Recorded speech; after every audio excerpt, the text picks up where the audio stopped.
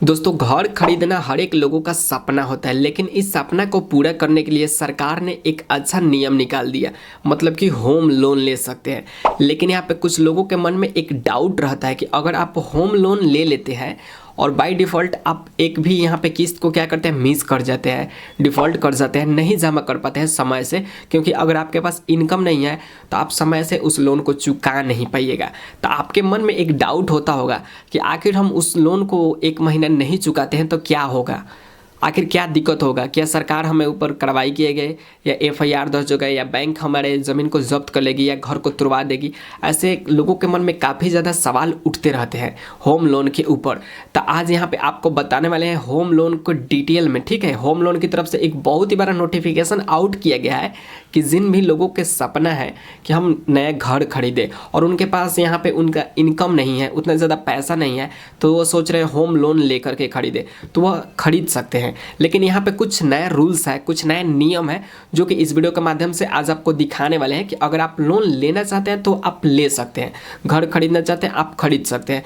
लेकिन by default कहीं आप एक भी उस किस्त को मिस कर जाते हैं, मतलब कि आप इस महीना नहीं दे पाते हैं, तो क्या बैंक आपको क्या करेगी, उस पर एक्स्ट्रा चार्ज लगा देगी या उस ज़मीन को जब्त कर लेगी। सारा कुछ आपको डिटेल में बताने वाले हैं। ठीक है, क्योंकि यहाँ पे बैंक की तरफ से, आरबीआई की तरफ से, पैसा तो आरबीआई देता है, बैंक तो यहाँ पे लोन पास कराती है, और यहाँ पे नोटिफिकेशन आ चुका है कि अगर आप होम लोन लेना चाहते हैं या किसी भी प्रकार की लोन लेना चाहते हैं, अगर समय पर उसका पैसा ब्याज वगैरह नहीं देते हैं, किस्त नहीं जमा करते हैं, तो आपके ऊपर क्या एक्शन लिया जाएगा, क्या कार्रवाई किया जाएगा, आपको डिटेल में बता देते हैं।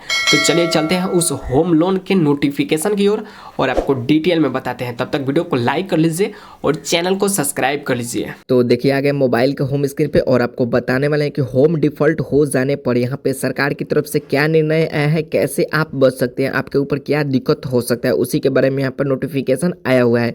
यहाँ पे देखेंगे तो लिखेगा होम लोन, लोन डिफ़ॉल्ट होने पर क्या करें, लोन लेने वाले जान ले ये बातें।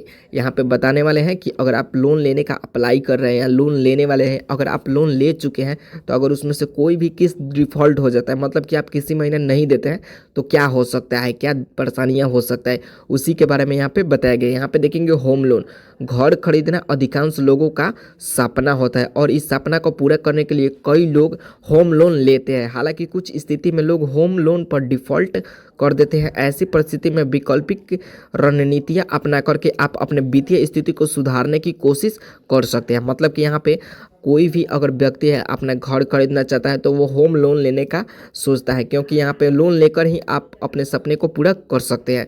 तो यहाँ पे अगर कोई भी डिफ़ॉल्ट हो जाता है तो आपके ऊपर क्या किया जाएगा, यहाँ पे देखेंगे तो बताया जा रहा है।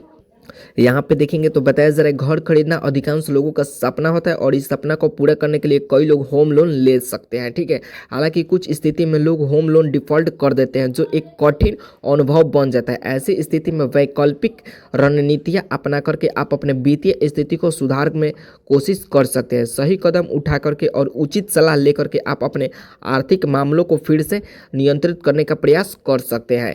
यहाँ पे देखेंगे तो बताया जा रहा है लोन लेने की शर्तें पर क्या करें गौर। यहाँ पे बताया जा रहा है कि अगर आप लोन लेना चाहते हैं तो उस पर आपको एक चीज़ पे गौर करना है, उसी के बारे में यहाँ पे बताया जा रहा है। यहाँ पे देखेंगे तो बताया कि सबसे पहले आपको लोन एग्रीमेंट पर गौर करना चाहिए। इससे डिफ़ॉल्ट होने की स्थिति से जुड़ी शर्तों को बेहतर से समझा जा सकता है। मतलब कि यहाँ पे अगर आप लोन के लिए अप्लाई कर रहे हैं तो आपको यहाँ पे उस पर गौर करना है। ठीक है, अगर शर्तों को समझने के लिए बैंक या किसी फाइनेंशियल एक्सपर्ट की मदद ले सकते हैं। मतलब कि यहाँ पे अगर आप लोन ले रहे हैं तो आप बैंक से या फाइनेंशियल कोई एक्सपर्ट से मदद ले सकते हैं। इससे आपको अगला कदम उठाने में मदद मिलेगी। ये सही बात है कि अगर आप लोन लेना चाहते हैं तो सबसे पहले इसके बारे में आपको जानकारी होना काफ़ी ज़्यादा ज़रूरी है, नहीं तो हो सकता है आपको कोर्ट कचहरी का चक्कर भी लगाना पड़ जाए। यहाँ पे देखेंगे तो बताया जा रहा है अपने बैंक से करें बात। आप अपने बैंक से क्या बात कर सकते हैं उसी के बारे में यहाँ पे बताया जा रहा है। अगर आप होम लोन का डिफ़ॉल्ट कर रहे हैं तो आप उसके बारे में अपने बैंक को बताइए, उस परेशानी के बारे में बताइए जिसके चलते आप किस्त नहीं जमा कर पा रहे हैं। मतलब कि यहाँ पे अगर कोई भी आप लोन अप्लाई किए हुए हैं, अगर आप अप्लाई अप्रूवल हो चुका है तो उसमें आपको किस्त मिल चुका है कि आपको इतना महीना भरना है। ठीक है, अगर कोई डिफ़ॉल्ट हो जाता है तो आप अपने बैंक से बातें कर सकते हैं। ठीक है, यहाँ पे देखेंगे बैंक अपने प्रॉपर्टी पर कब्जा करने से बचाना चाहते हैं, क्योंकि यह जटिल और खर्चीली प्रक्रिया है। वे लोन रजिस्टरिंग वे लोन रिस्ट्रक्चरिंग या पेमेंट प्लान जैसी राहत दे सकता है। मतलब कि यहाँ पे अगर आप कोई भी किस्त को मिस कर जाते हैं 1 महीने 2 महीने, तो आपको कुछ नहीं करना है, आपको सीधे बैंक से कांटेक्ट करना है, वहाँ से आपको बात करना है, तभी जाकर आपके ऊपर डिफ़ॉल्ट का या कुछ भी का यहाँ पे जो सिविल स्कोर ख़राब होता है उससे आप बच सकते हैं, वरना आपका सिविल स्कोर गिर सकता है। ठीक है, तो उसी के बारे में यहाँ पे बताया जा रहा है कि आप सीधे बैंक से संपर्क कीजिए।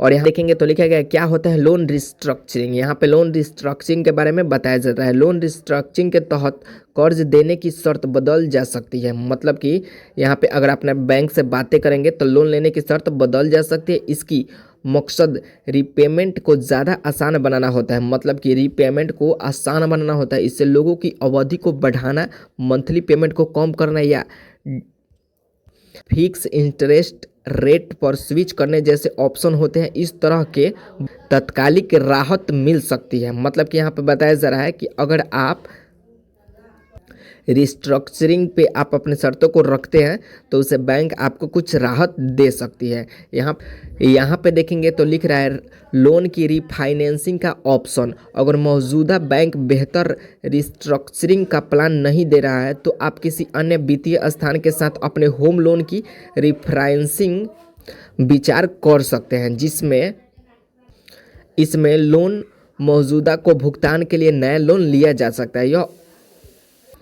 इसमें मौजूदा लोन के भुगतान के लिए नया लोन लिया जा सकता है, यह अमूमन कम ब्याज दर पर या फिर लंबी अवधि के लिए। हालांकि इसके लिए अतिरिक्त शुल्क का भुगतान करना पड़ सकता है और नई शर्तों से जुड़ी जा सकती है। मतलब कि अगर आपका बैंक कोई यहाँ पे रिफाइनेंसिंग का ऑप्शन नहीं दे रहा है तो आप यहाँ पे क्या कर सकते हैं कि दूसरे अवधि में कर सकते हैं, इसमें आपको कुछ छूट मिल सकता है, यहाँ पे आपको मिल सकता है। अब यहाँ पे जानेंगे प्रॉपर्टी बेचना और खरीदने का विकल्प। यहाँ पे देखेंगे यदि आपकी अवधि स्थिति खराब है और सुधार की संभावना नहीं तो प्रॉपर्टी बेचने का विकल्प विचारणीय हो सकता है। मतलब कि अगर आप लोन को चुकता नहीं कर पा रहे हैं तो आप अपने प्रॉपर्टी को भी बेच सकते हैं। अपने प्रॉपर्टी की मौजूदा मार्केट वैल्यू यहाँ पे जानने की कोशिश करेंगे और जानने वाले लोन चुकाने के बाद बेचे फंड का आकलन करेंगे। यह अवश्य है कि आप इस फंड का सही उपयोग करें। हो सकता है कि इससे आपको नई शुरुआत का मौका मिले। मतलब कि आप अपने प्रॉपर्टी को अगर सेल कर देते हैं तो आप लोन को तो चुका पाइएगा और जो आपको यहाँ पे बचेगा उससे आप अपने जीवन का नई शुरुआत कर सकते हैं। यह सही निर्णय लेने से आप आर्थिक समस्याओं से बच सकते हैं और अपने भविष्य को सुधार सकते हैं। तो अगर आप भी होम लोन लेना चाहते हैं तो सबसे पहले आप सोच समझकर होम लोन लीजिएगा, क्योंकि इसमें आपका सिविल स्कोर जब एक बार आपका ख़राब हो जाएगा तो आप दोबारा कभी भी लोन का अप्लाई नहीं कर सकते और ना कभी आपका अप्रूवल होगा। ठीक है, तो उसे आप यहाँ पे सुधार ज़रूर कीजिएगा।